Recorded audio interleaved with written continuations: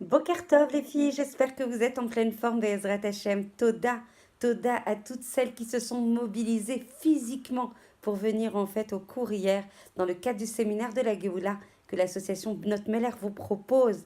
Combien de joie, combien d'émotions, combien de plaisir et de fierté on doit causer, on doit induire à Kadosh Baruch Hu de voir ce kenes de femmes qui malgré la fatigue, qui malgré mamash beaucoup de contraintes et d'obligations se rend pour étudier la Torah et pour étudier un sujet comme l'a dit le Rav Ethan Fison extrêmement central, extrêmement merkazi, car comment on saurait si on n'étudie pas la Géoula, dans quelle période nous sommes et quel est notre tafkid, quel est notre rôle et notre responsabilité dans ce dor qui précède l'imminence de l'arrivée du Mashiach Be'ezrat Hashem. On continue sur le cours d'hier, on a démarré en fait la Mishnah qui est pour moi très importante, qui est aussi centrale, la Mishnah Tetvav, où on disait « Le jour est bref, la tâche est énorme, les ouvriers sont paresseux, le salaire est grand et le maître presse. » Et on a parlé hier de la vie est courte, à quel point il était important de densifier le contenu en fait de chaque instant qui nous est proposé en fait dans la journée. La Melacha Meruba, beaucoup de choses à faire qui ont du sens, du rythme à donner dans nos journées. Mamash, de prier à Kadosh Baruch Hu, de nous donner de la bracha dans la journée pour pouvoir rentrer encore et encore plus de choses qui sont mashmaoutiyim. Et en fait, on était ve'apoalim atsalim. Comment ça se fait qu'on parle des ouvriers paresseux? En fait, nos chachamim ne disent pas les hommes sont paresseux, mais les ouvriers. Alors pourquoi cette nuance? Pourquoi cette précision? De quoi on parle? En fait, même ceux qui devraient travailler la terre d'Akadosh Baruch Hu, qui devraient être les shutafim, les associés d'Akadosh Baruch Hu, même ceux qui sont désignés pour cette tâche, s'en laissent bien trop souvent détournés par toutes sortes d'occasions. Comme un enfant qui aurait plein d'excuses pour ne pas apprendre. Eh bien, il y a aussi ceux qui sont désignés pour la tâche de servir à Kadosh Baruch Hu, c'est-à-dire le Ham Israël. On est désigné pour servir, pour apporter, pour exprimer notre ratsan, de servir en fait à chaque instant de notre vie, du matin jusqu'au soir, sans arrêt, bli afsaka. Ainsi agissent souvent ceux qui devraient s'en tenir eux-mêmes à l'étude avec zèle et assiduité. Alors des fois, il fait trop chaud, et des fois, il fait trop froid, et des fois, on se sent pas bien, et des fois, on n'a pas envie, et des fois, on aimerait bien avoir un peu de menoucha, un peu de délassement, et des fois, on a aussi des visites, et des fois, il faut aussi recevoir. Ça fait partie aussi des mitzvot, en fait, de recevoir, de se reposer, lishmor al nafshotechem. Mais attention, nous dit cette Mishnah, à ne pas oublier où sont tes priorités. Si tu n'étudies pas la Torah, alors tu ne peux pas augmenter ton date. Si tu n'augmentes pas ton date, alors tu ne peux pas augmenter le phénomène de conscience. Si tu n'augmentes pas le phénomène de conscience, alors comment tu vas te rapprocher d'Akadosh Baruch Hu? Alors comment tu vas intégrer Hachem dans ta vie? Comment tu vas le prioriser? Comment tu vas aller amener Choto? Tu vas le faire régner en priorité, en exclusivité même. Vous allez me dire, mais c'est pas possible de le faire régner en exclusivité, puisqu'on est quand même appelé par notre monde quotidien, par notre monde de réalisation, par notre monde où on est sollicité sans cesse par tellement d'actions. On en a parlé et reparlé. Et cette Nekuda, elle est extrêmement centrale. Bezrat Hashem, on travaillera sur ce nocé, même dans nos tâches les plus quotidiennes, les plus, qui nous paraissent les plus, les plus marginales, les plus basses, surtout le contraire de la Gdusha. Dafkala, tu dois rentrer de la Gdusha. Tu fais de la Kvissa pour ta famille, tu fais la lessive pour ta famille, c'est Kadosh Vetaor. Tu es en train de servir à Kadosh Baruch Hu. Encore faut-il le voir comme ça. Tu nettoies ta maison pour Shabbat et toute la journée d'ailleurs, tu n'arrêtes pas. Atosamashu Kadosh Vetaor. Tu sers à Kadosh Baruch Hu Dafka dans des tâches qui te paraissent absolument pas hautes, absolument pas qui expriment de la romémout, de l'élévation spirituelle. Il faut continuer à faire rentrer de la Gdusha et à Kadosh Baruch Hu dans chacune de nos actions. Chacune de nos actions est une mitzvah. Alors, mais par contre, il faut se trouver extrêmement diligent, c'est-à-dire prudent, dit la Mishnah, pour surmonter tous les empêchements et chercher à étudier sans arrêt la Torah et à accomplir ses commandements pour notre bien, parce que c'est les emtsaïm, parce que c'est les, comment on dit, les intermédiaires qui nous permettent de nous lier à Akadosh Baruch Hu. Quand Moshe Rabbeinu, notre grand maître, quand Hachem lui a assigné 40 jours, quand Hachem lui a assigné 40 nuits pour apprendre la Torah, il n'a ni mangé, il n'a pas dormi, il n'a pas bu.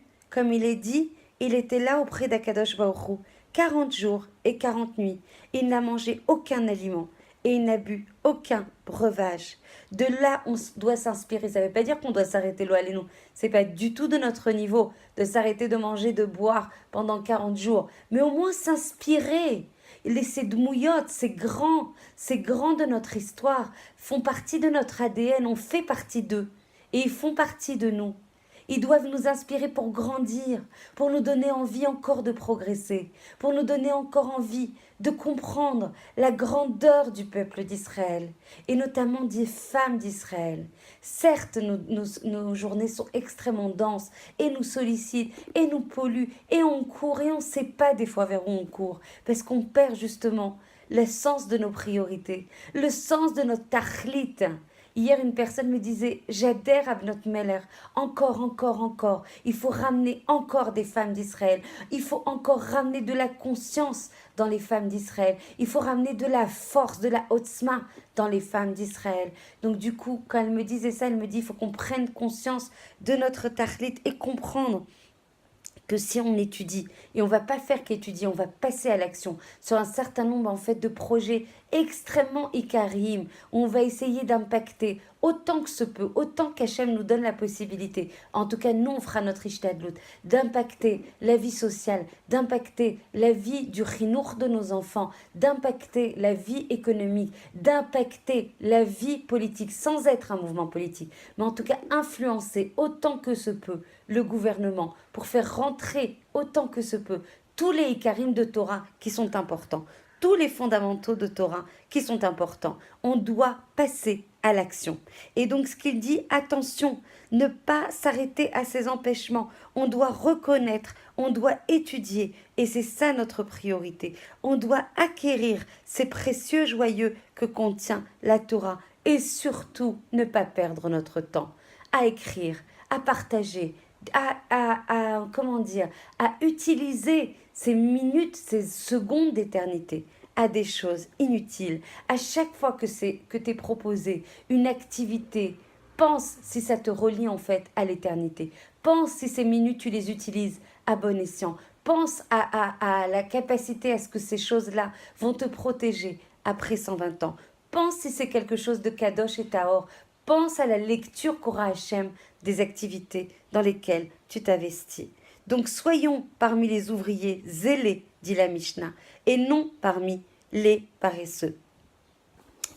Quand les gens qui auront investi dans la Torah verront la plénitude, verront la douceur, verront le bonheur qui est destiné aux hommes et aux femmes qui investissent en fait dans le lien, dans le chibour avec Akadosh Baruch Hu, alors ils vont regretter malheureusement chaque instant de Chaim qu'ils ont passé inactifs dans ce Olam Hazé. Et c'est ça l'objectif des Bnot Meller et des cours qui vous sont proposés, que ça soit le matin, que ça soit en fait des séminaires, et on amplifiera encore et encore Be'ezrat Hashem toute cette prise de conscience pour ne justement pas arriver au moment où le Mashiach va se présenter, d'avoir des regrets, de dire oh Chaval, maintenant que j'ai accès en fait à la vérité, maintenant que j'ai une lumière d'Akadosh Baruch Hu enfin révélée pleine et entière, combien j'ai passé de minutes à ne pas me brancher à l'éternité, à ne pas me brancher à Akadosh Baruch Hu. C'est ça, c'est cette prise de conscience qu'on vous propose de partager avec toutes les femmes d'Israël, autour de vous, dans votre calendrier, dans le bus, à n'importe quel moment. Vous devez passer tous vos contacts en revue et ralliez le maximum de femmes. C'est le mérite qui vous est proposé aujourd'hui au travers de l'association Bnot Meller ou au travers de toute association de Torah. Il faut rallier les enfants d'Israël. Il faut rallier les femmes d'Israël. Et si on rallie les femmes d'Israël, qui on rallie? On va rallier les enfants de ces femmes. On va rallier les maris de ces femmes, même si c'est indirectement. On va rallier la shruna, le quartier de ces femmes, la communauté de ces femmes, les comment ça s'appelle, les harim, les villes de ces femmes, le pays de ces femmes, où que vous soyez les femmes d'Israël qui écoutez ce cours, il faut ouvrir le rapprochement. Et Hachem, quand il voit que vous rapprochez ses enfants, alors il vous bénira de toutes les brachot, parce qu'il n'y a rien qui est Mesamer Hachem. Quand on s'occupe de ses enfants, alors il sera Mesamer aussi de vos enfants, Be'ezrat Hachem. Alors voilà, Be'ezrat Hachem, on continue demain où on passe peut-être à un autre niveau de lecture, toujours sur le même sujet. On va voir qu'Akadosh Baruch Hu, par le biais de plein d'intermédiaires, va taper à notre porte. C'est vraiment quelque chose qui doit résonner en nous. Hachem, il te trouve plein de moyens pour réveiller ton cœur, pour résonner en toi, pour te dire, allez, reviens, ne m'oblige pas. Be'ezrat Hachem a utilisé des moyens qui sont difficiles pour toi, qui te pressurisent, qui te mettent en lachatz pour qu'enfin tu reviennes vers moi. Alors tout de suite, vous allez me dire, mais je reviens avec mes yecholot, avec mes capacités. Peut-être qu'Hachem, il a mis en toi un potentiel plus grand. Et là, il te presse. Ou ba'al habayit dochek, Hachem, il te presse de revenir vers lui parce qu'on n'a pas le temps. Je ne sais pas si vous avez vu la vidéo qui a circulé du Rav Arush hier, qui dit on n'a plus le temps. Travaillez à revenir, mettez du ketsef, faites le Shema Israël autant que possible, engagez les autres, même celles qui n'observent pas Torah et Mitzvot, à faire le Shema Israël, travaillez sur votre Emouna, justement quand le Rocher il est dense, quand l'obscurité est particulièrement dense, comme disait le Rav Etan Fison hier dans le séminaire, il dit Dafka, c'est là qu'on va voir Ayelet Ashachar, qu'on va voir l'aube monter, l'aube poindre, c'est quand justement l'instant d'avant, l'obscurité était la plus dense possible. Alors si vous voyez l'obscurité aujourd'hui, sachez que la Yeshua est proche. C'est un très bon signe de voir l'obscurité, parce que la Yeshua va poindre le bout de son nez, et l'aube, et le soleil va éclairer nos vies, va éclairer en fait de rachamim nos vies, va annuler en fait toutes les tsarot, toutes les machalot, tout le monde sera bri'im veshlemim. Encore faut-il s'activer, encore faut-il s'animer. Et c'est l'objet du cours Be'ezrat Hachem sur la tchouva face à la Geoula. Be'ezrat Hachem la semaine prochaine, mercredi à 20h15. Je vous embrasse très très fort et je vous souhaite une très très belle journée Be'ezrat Hachem.